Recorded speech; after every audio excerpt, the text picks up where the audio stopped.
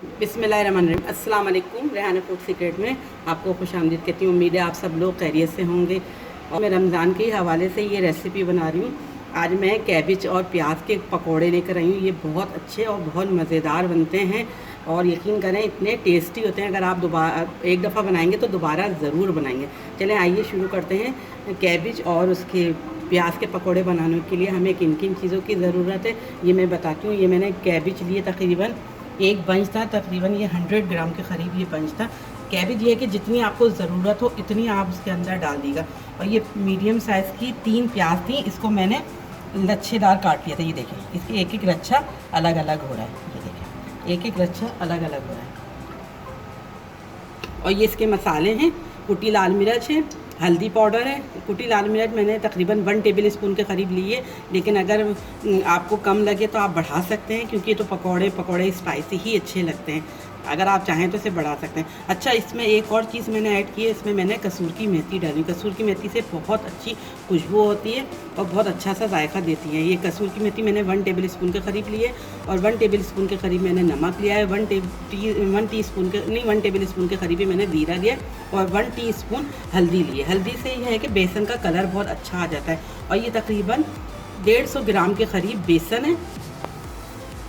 ये 150 ग्राम के करीब बेसन। अच्छा, बेसन ये सारा नहीं जाएगा, हम जितना हमें ज़रूरत होगी हम उतना ही बेसन ऐड करेंगे और इसमें पानी नहीं जाएगा, क्योंकि प्याज और कैबिज दोनों में पानी होता है, तो हम उसी से ही इसको बनाएंगे। चले आइए शुरू करते हैं कैबिज और प्याज के पकौड़े। बिस्मिल्लाह। ये मैंने सारी प्याज डाल दी है, क्योंकि प्याज से बहुत क्रिस्पीपन आता है। ये देखें, ये मैंने लच्छेदार प्याज, यानी कि एक एक परत इसकी अलग अलग हुई हुई है। ये जुड़े हुए कोई सी भी नहीं है। देखें, ये सब अलग अलग हुई हुई है। इससे ये है कि बहुत अच्छा कैबिज में डालती हूँ। अगर मुझे ज़्यादा लगी तो मैं पूरी नहीं डालूँगी, मैं अभी इतनी ही डालती हूँ कैबिज।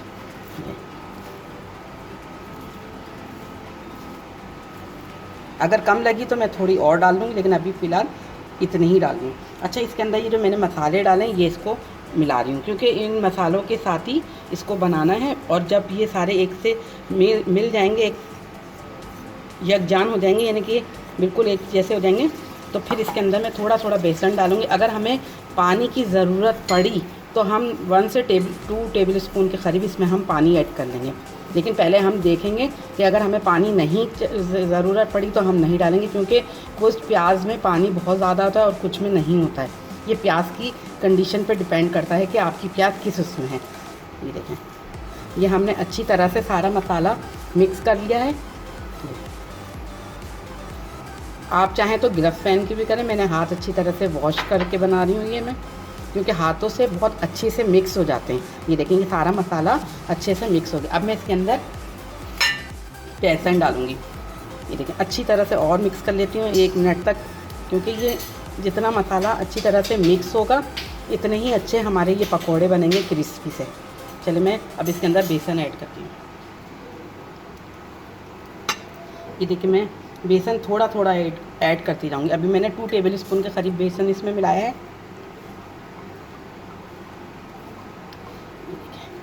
ये देखें, प्याज ने और कैबिज ने पानी छोड़ना शुरू कर दिया। ये देखें, अगर ज़रूरत हुई तो मैं इसमें मिला दूँगी पानी। अच्छा, मैंने इसमें 1/4 टी स्पून के करीब मैंने सोडा भी मिलाया है। मैं बताना आपको भूल गई थी, इसमें मैंने सोडा भी मिलाया है। ये मैं और बेसन डालती हूँ इसके अंदर, बस जितनी हमें ज़रूरत पड़ेगी हम उतना ही। ये देखें, 2 टेबल स्पून के करीब हमने दोबारा से बेसन डाला है। थोड़ा थोड़ा बेसन करके डालते रहेंगे और इसको मिक्स करते रहेंगे। अगर हमें पानी की ज़रूरत हुई तो हम तकरीबन 2 टेबल स्पून के करीब हम इसमें पानी ऐड कर लेंगे, लेकिन अभी मुझे लग नहीं रहा है कि इसमें पानी की ज़रूरत पड़ेगी।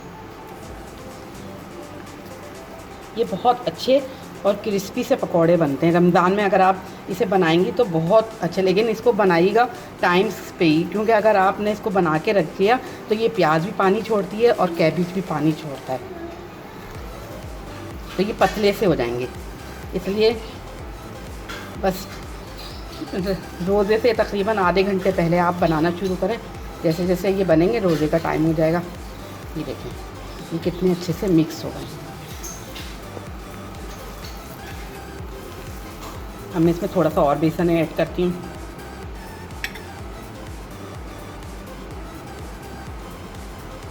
ये 2 टेबल स्पून के करीब मैंने बेसन और मिला दिया।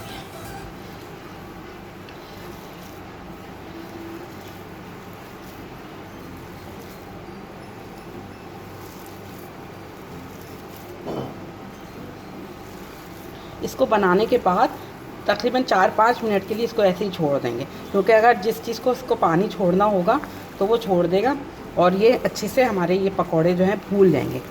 चलिए ये अच्छी तरह से हो गए हैं।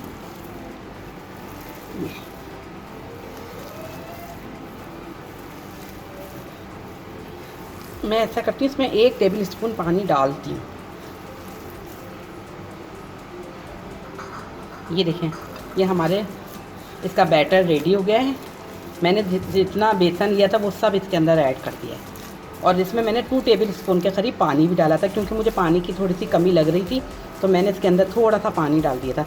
आप लोग भी, अगर आप लोगों को लगे कि इसमें पानी की ज़रूरत है तो आप पानी डाल दीजिएगा। अब मैं इसको तकरीबन 5 मिनट के लिए ढक के रख देती हूँ और 5 मिनट के बाद मैं इसको फ्राई करना शुरू करूँगी, क्योंकि इसके अंदर मैंने बेकिंग सोडा डाला है, तो सोडा जो है ना थोड़ा सा फूलता है। तो चलें आइए 10 मिनट के बाद मिलते हैं। ये देखें, ये हमारा बैटर रेडी हो गया। ये देखें, मैंने इसको अच्छी तरह से बीट के रहता है हाथों से, ऐसे ऐसे मसाला था और मैंने तकरीबन 2 से 3 स्पून पानी भी डाल दिया था, टेबल स्पून, क्योंकि मैंने कहा था ना अगर मुझे ज़रूरत पड़ी तो मैं पानी ऐड कर लूँगी। ये देखें, लेकिन इससे ज़्यादा पतला नहीं होना चाहिए, वरना ये बिल्कुल पानी छोड़ देगा। ये देखें, ऐसे ही होना चाहिए। ये देखें, ये हमारे पकौड़े बहुत नरम और सॉफ्ट बनेंगे। ये देखें, ये हमने 10 मिनट जो रखा था, ये 10 मिनट में देखिए बेसन फूला है और हमने इसके अंदर सोडा ऐड करा था। तो सोडा जो है ना बेसन को फुला देता है, तो इसलिए सोडा ज़रूर डाला करें। ये देखिए, ऐसे ही होना चाहिए। ये देखिए, गाढ़ापन ऐसे ही होना चाहिए। चलें आइए अब हम इसको तलना शुरू करते हैं। ये देखें, ये अच्छी तरह से मिक्स हो गया। अगर आप चाहें तो हाथ से बना लें और आप चाहें तो ये इसको स्पून से बना लें। मैं तो ये फोक से बना रही हूँ। देखिए, ये फोक है। चलें, मेरा ऑयल जो है मैंने गरम करने को रख दिया था मीडियम आंच पे। बिस्मिल्लाहिर्रहमानिर्रहीम। ये देखिए, इसकी आंच जो है तेज़ मत करिएगा, वरना ये अंदर से कच्चे रह जाएंगे और ऊपर से ये पक जाएंगे।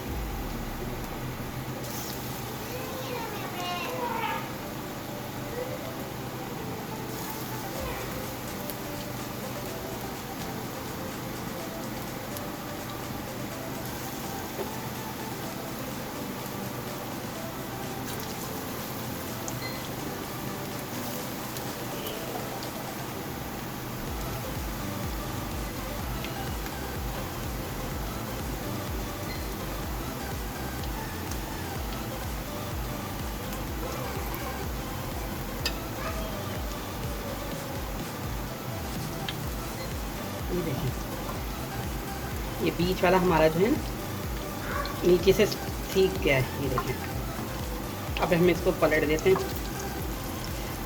और रमज़ान में अगर पकोड़े ना हो तो इफ्तार का मज़ा ही क्या होता है, इसलिए हर घर में पकोड़े ज़रूर बनाए जाते हैं। पकोड़े और एक फ्रूट चाट और शरबत, ये 3 चीज़ें जो हैं इफ्तार में हर घर में बनाई जाती हैं। और ये इतने सिंपल हैं कि हर आदमी इसे बना सकता है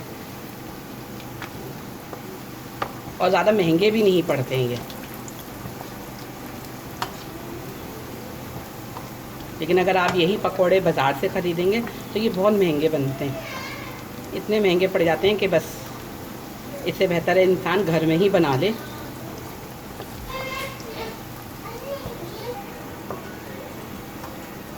ये देखें, ये हमारे पकोड़े सिकने लगे हैं। मीडियम आंच पे इसलिए कह रहे हैं कि हमने जो इसके अंदर सब्जियां डाली हैं वो अच्छी से पक जाएं, क्रंची क्रंची सी रहें।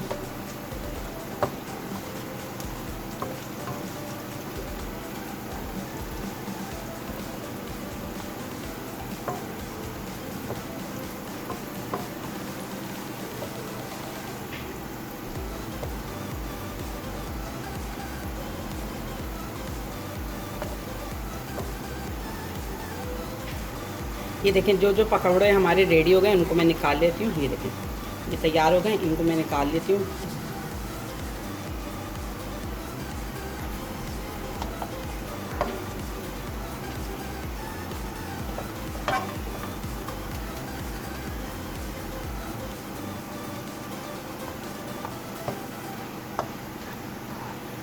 अच्छा, मिर्चें भी आप अपने हिसाब से कम ज़्यादा कर सकते हैं। आप इसके अंदर हरी मिर्च भी ऐड कर सकते हैं।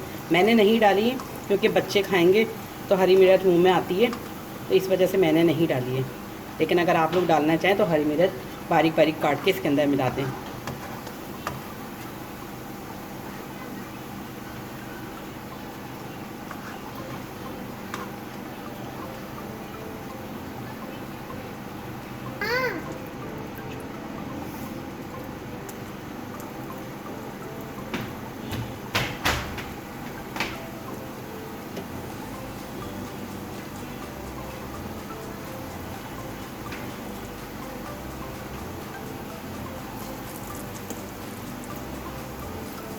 ये मैं दूसरा वेज डाल रही हूँ।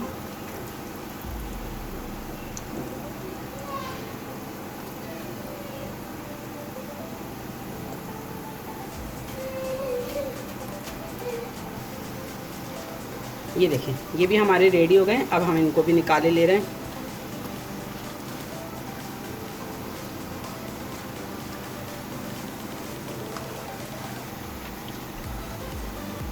इसको इस तरह करेंगे ना तो सारा तेल जो है निकल जाता है।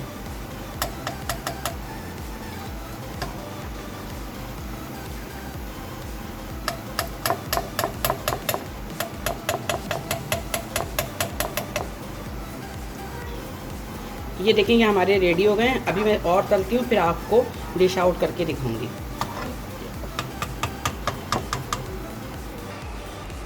ये देखें, हमारे कैबेज प्याज के पकौड़े रेडी हो गए हैं।